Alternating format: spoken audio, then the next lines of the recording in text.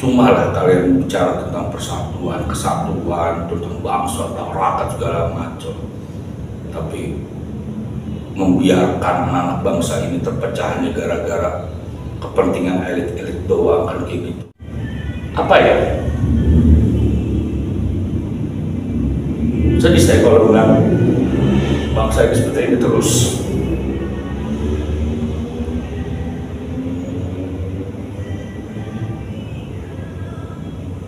Tapi saya percaya Bu Mega, Pak Prabowo pasti ketemu. Bu Mega, Jokowi pasti ketemu. Dan mereka bakal duduk bareng. Kalau mereka masih menganggap dirinya tokoh besar. Kalau mereka menganggap dirinya peduli dengan bangsa dan negara ini. Saya percaya.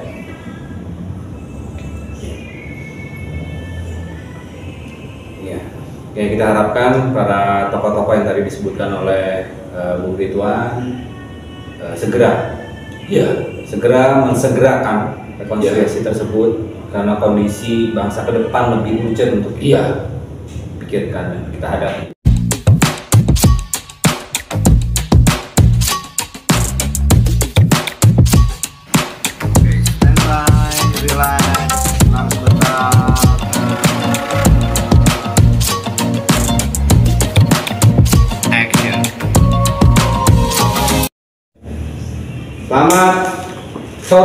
Selamat sore, Bung Ridwan. Ya, Bung Ridwan ini Ketua Umum Kemampuan. Betul.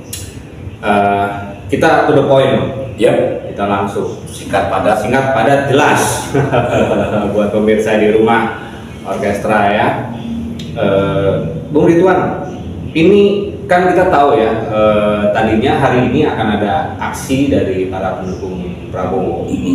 Seluruh pendukung Prabowo akan ada di MK rencananya ya, aksi tersebut. Tapi last minute Bapak kita gitu kan menghimbau untuk tidak terprovokasi. Bahasa itu Bung gimana Bung menurut Bung? Apa memang ada indikasi apa nih Bung? Kok bisa tiba-tiba? Makanya kan jujur ya, saya sebagai Ketua Umum Kemampuan yang bagian dari relawannya Pak Prabowo agak terganggu dan terusik juga sih kok tiba-tiba Pak Prabowo atau perintah Pak Prabowo atau relawan ini berinisiatif atau dia sudah berkomunikasi dengan Pak Prabowo melakukan aksi gitu. Nah, itu juga agak bingung juga awalnya, kenapa ya? Berpikirlah kita kan ini kan bukan ininya Pak Prabowo, karakter Pak Prabowo sebenarnya gitu loh. Tapi kan kita tidak mungkin menolak ajakan Rumah Pemenangan TKN yang kita harus memberikan dukungan kan seperti itu ya. Iya. Tapi hati juga kan nggak bisa dibohongin. Kan kita tahu Pak Prabowo gitu loh. Nggak ada karakternya sifat kayak begitu gitu loh. Tapi akhirnya kejawablah keresahan saya bahwa malamnya Pak Prabowo ngambil sikap untuk membatalkan acara itu. Keren bro, hormat Pak Prabowo, keren bro, asli. Ini yang gue cari-cari, tokoh negarawan yang benar-benar peduli dengan bangsanya, yang benar-benar menjaga persatuan bangsanya. Ini keren banget, dan kita berharap dari kelompok yang lain, dari 01, 03 pun mencontoh itu.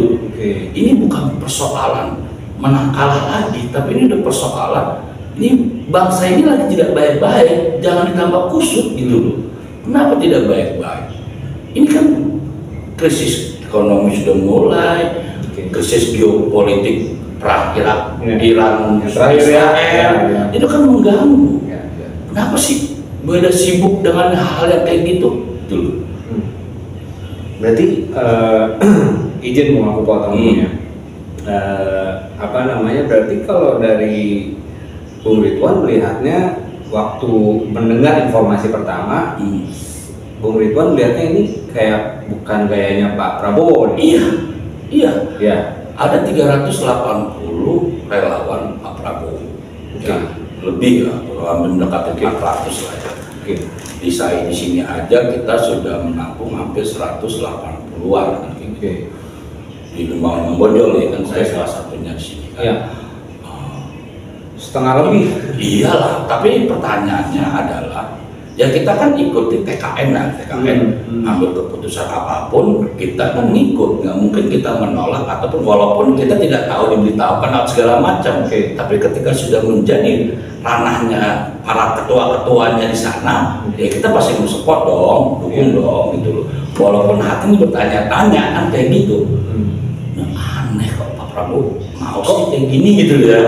Pada saat itu ya. Pada saat aku pertama kali dengar itu, siang sore ya. Sampai malam aku. Ada apa sih ini kayak gitu kok sampai teman-teman 02 atau merespon ini gitu. Terus aku bergalah, gara-gara surat dari Ibu Mega ini ke MK. Lah apa urgennya gitu loh. Nggak penting seorang Ibu Mega sebagai mantan presiden atau sebagai presiden kelima, dia punya sebagai tokoh besar negarawan, wajar mengingatkan kepada MK untuk bersikap adil, untuk bersikap ambil keputusan yang bijaksana. Itu wajar dan mengingatkan itu. Gitu. Nah, itu normal lah. Dan nggak perlu juga disikapin dalam hati saya kalau itu patokannya. Gitu. Terus kalau hanya patokan bansos, lah kan Prabowo nggak ada urusan dengan bansos. Yang paslon ini yang menjadi paslon itu kan Pak Prabowo dan Gibran. Betul. Terus apa urusan dengan bansos Pak Prabowo? Kan kayak gitu ya. Aneh bilang dulu nih, kenapa kok direspon? Sudahlah, aku tunggu aja lah jawabannya kan, keresahan hatinya aku tunggu jawabannya. Mau kemana nih larinya, ini kan kayak gitu ya kan. Yang pasti aku cuma bilang sama teman, oke, gua atau teman gua Ridwan akan support walaupun tidak bisa menurunkan massa gitu loh, karena nggak mungkin kita mendadak seperti ini gitu. Udah aku sampaikan ke teman-teman korlapnya lah, Pak Ali Lubis lah waktu itu. Tapi Bung, saya beneran tergelitik nih barusan Bung bilang bukan gayanya Pak Prabowo. Berarti Bung lihat ada indikasi apa nih? Kok bisa tiba-tiba para relawan ya kan terpancing? Ya ibaratnya kita bisa bilang gitu ya, masuk ke hampir kita sekarang nggak jadi ya, tapi bisa nggak dibilang hampir masuk jebakan itu? Berarti ada yang bermain dong. Ya apa ya, kayaknya ada satu kepanikan kan gini. Biarkan keputusan MK itu berdiri sendiri, tidak ada intervensi oleh siapapun. Kan ada 3 poin yang kita lihat nanti akan dibacakan oleh salah satu yang dibacakan oleh MK. Pertama, permohonan ditolak. Kedua, permohonan diterima. Yang dari 0103 ya. Ketiga, permohonan diterima sebagian kan gitu loh. Dari ketiga poin-poin ini semuanya kita kan sudah melihat semua hasilnya dari siaran langsung persidangan itu. Dan poin terpenting itu adalah yang aku lihat, memang sih teman-teman aku lihat menjaga poin ketiga. Seandainya kejadian permohonan diterima sebagian. Nah apa itu kan begitu? Nah itu yang mungkin ya ada kepanikan di situ, gitu kan? Tapi bagi saya enggak lah. Saya lihat gini loh, MK itu bijaksana, dia tahu lah 96,2 juta rakyat itu harus diperhatikan dibandingkan hanya suara yang itu menghasilkan 58%. Dibandingkan hanya suara yang 16 sekian dan 24 sekian. Kan harusnya kayak gitu ya. Kalau mereka merujuk dengan bahasa suara terbanyak kan kayak gitu. Harusnya kan kayak gitu, kebijaksanaan keputusan yang diambil MK itu harusnya seperti yang dilihat itu. Gitu loh. Persoalan yang nanti akan begini ini udahlah. Capek kita bos, kalau setiap hari setiap pilpres kita ribut, terakhir-akhirnya rujuk lagi kan gitu. hanya gara-gara pengen minta posisi, minta tukaran ini, minta tukaran itu, udahlah. Kasihan masyarakat yang di bawah. Yang menarik ini justru kalau saya melihatnya, kalau tadi kondisi ya, kondisi sudah masuk ke arah situ, update-nya adalah pergerakan per hari ini tidak jadi, ada himbauan yang tidak jadi, justru malah makin menunjukkan kenegarawanan Pak Prabowo ya, benar? Oh iya dong, kan gini, makanya kan saya berharap dan saya yakin kok Bu Mega juga sama lah tipenya dengan Pak Prabowo, ya kan. Tokoh-tokoh besar ini kan pastilah berpikiran tentang negara, tentang persatuan, tentang bangsa ini. Apalah itu MK, mana itu akan buat ya kita anggap itu mah udah dia berdiri sendiri, orang Bu Mega sendiri kok ya, salah satu yang membentuk MK. Bu Mega juga salah satu yang membentuk KPK. Dia punya wajar kalau dia ingin mengingatkan itu. Nah kan gini, bacaan-bacaan orang-orang pintar, analisa-analisa peneliti atau segala macam kan melihat bahwa pasca 22 ini akan ada demo besar-besar, diterima atau tidak diterima atau sebagian pasti akan demo besar-besaran, pasti akan ada chaos, bahkan ada korban. Itu kan bacaan dari para indigo-indigo nih. Ini kan sebenarnya bacaan ini bisa ditangkap, bisa dihentikan ketika energi positif yang diberikan oleh para tokoh-tokoh negarawan ini mempunyai nilai yang sama gitu. Makanya kan aku ini berharap banget ya pertemuan Pak Prabowo dengan Bu Mega ini terjadi gitu. Kan di podcast sebelumnya kan aku sudah pernah ngomong bahwa aku sangat hari ini sampai meyakini bahwa tetap bahwa PDIP akan bergabung dengan Pak Prabowo karena Bu Mega dan Pak Prabowo tidak ada masalah. Ya, secara personal tidak ada masalah. Kalaupun dia ada masalah dengan Jokowi yang hari ini dibunuh, ya aku masih melihat gimmick ya, masih gimmick. Karena bagaimanapun juga Gibran itu masih PD Perjuangan, gitu. Jokowi masih PD sampai hari ini, gitu. Maksudnya dia sudah orang-orang lingkarannya Pak Prabowo atau orang-orang lingkarannya khususnya di Ibu Mega, udah hentikanlah, jangan bikin gaduh, gitu loh. Jangan mengeluarkan statement-statement yang kesannya ini akan ada perlawanan, akan ada begini, akan mau pecah belah, akan terjadi terpecahnya bangsa ini. Janganlah gitu ya. Biarkan proses hukum ini berjalan dengan sendirinya. Biarkan silaturahmi Mega dan Pak Prabowo ini berjalan dengan sebenar-benarnya gitu. Nggak ada lagi halang-halangan harus begini-begini, nggak usah lah kayak gitu. Dan saya yakin nggak lama ini Pak Prabowo ini karena Bu Mega dianggap rendahnya ya, kakaknya dianggap kakaknya. Ya Pak Prabowo bisa lah datang langsung, nggak perlu lagi protokoleran. Dia bisa datang langsung ketemu Umar. Saya anggap aja tuh Pak gua kan, Pak gua lah Ibu Mega datangnya kan kayak gitu kan. Siapa mau ngelarang? Kita kayak gitu. Kita harapkan kayak gitu lah. Kalau capek prosedur lalu udahlah. Kayak apa ya? Akhirnya kan timbullah kita jadi negatif thinking dengan di lingkarannya ibu gitu loh. Ibunya tidak ada apa-apa, tapi orang sekelilingnya seolah menggoreng ada sesuatu yang kayak gelap gitu. Iya, makanya udahlah, makanya gini. Harapan saya Ibuan nih Ketua Umum Kemampuan yang hari ini suka tidak suka, bukan tidak suka apa, saya sebenarnya masih merah gitu. Karena saya orangnya pendukung loyalis Mbak Puan, ya kan, sangat berharap bangsa ini ada rekonsiliasi ya, untuk menjawab bahwa pilpres kedepannya sudah selesai, pilpres ini sudah selesai, apapun keputusan MK kita terima, move on lah, apa ya, pokoknya udahlah kita selesaikan bangsa ini dengan sebaik-baiknya. Katanya kita ingin Indonesia maju, katanya kita ingin berharap 2045 Indonesia emas.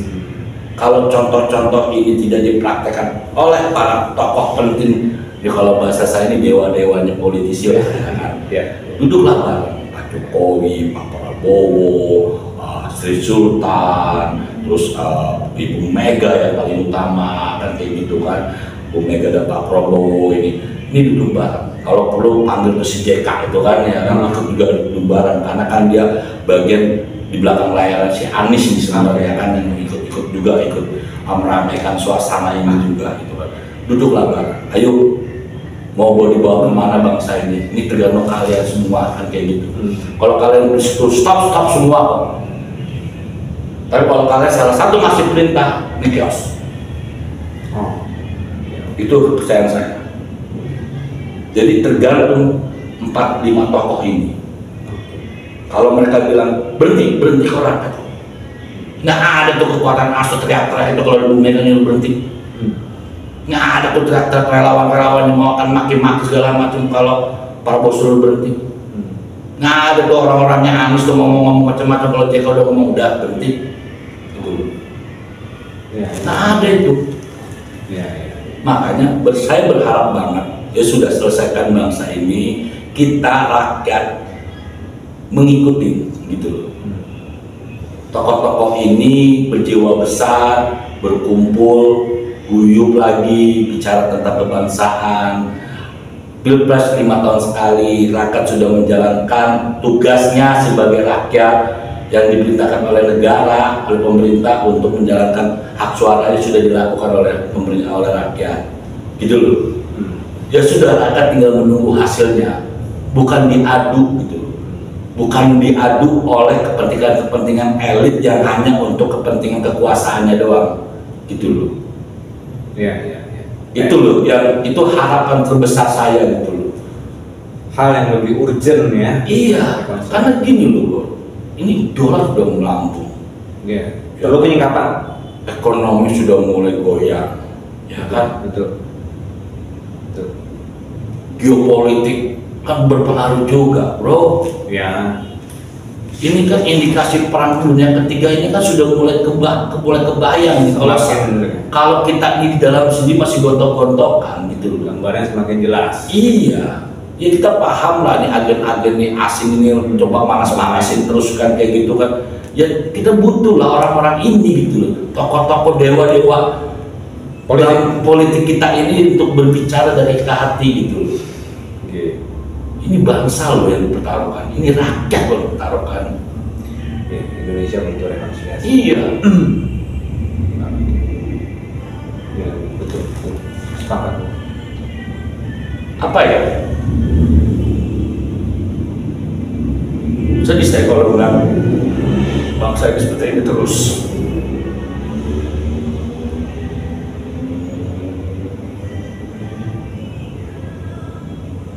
Tapi saya percaya Bu Mega, Pak Prabowo pasti ketemu. Bu Mega, Jokowi pasti ketemu. Dan mereka bakal duduk bareng. Kalau mereka masih menganggap dirinya tokoh besar. Kalau mereka menganggap dirinya peduli dengan bangsa dan negara ini, saya percaya.